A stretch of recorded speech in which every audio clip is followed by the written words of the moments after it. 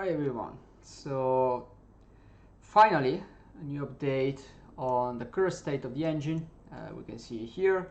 So you might have noticed that the quality is not the same as it used to be. That is because I'm still working on the multiple backend for the engine. So right now I'm focusing on the DirectX and Vulkan backends. So basically I want to have the same kind of code working on both APIs, and that required a massive rework.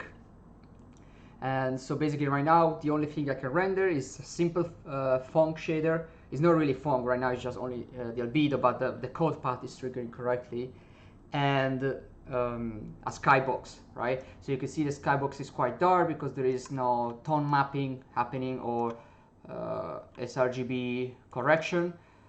So it's pretty raw, but the main thing is that this is running now on DX12. We can actually see here in the beginnings, we can say initializing a DX12 context.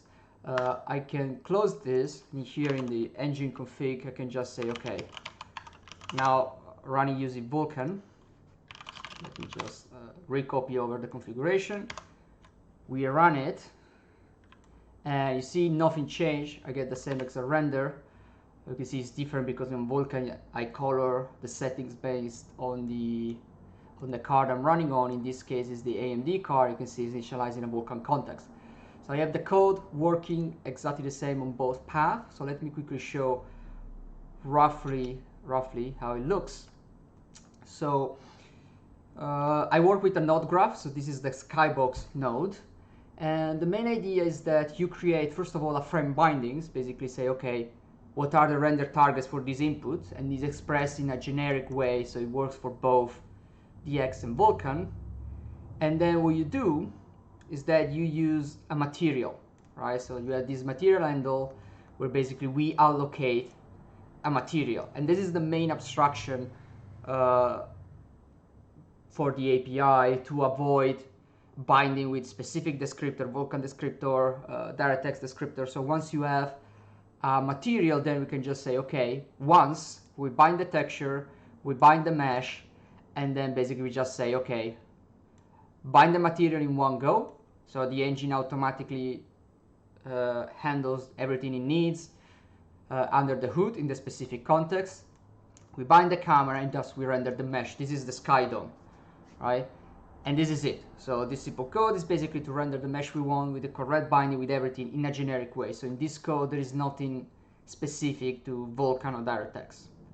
And this is one way we can render a single mesh, but there is also another abstraction that the engine has, is the concept of queues, right? So you have specific geometries that goes in a queue, and then you can render the whole queue at once. So for example, this is how, it's called Vulkan, I need to rename this, but it's basically how I render my forward queue, right? Which is like my forward funk. So the whole night body is gonna be rendered in a single go in the queue.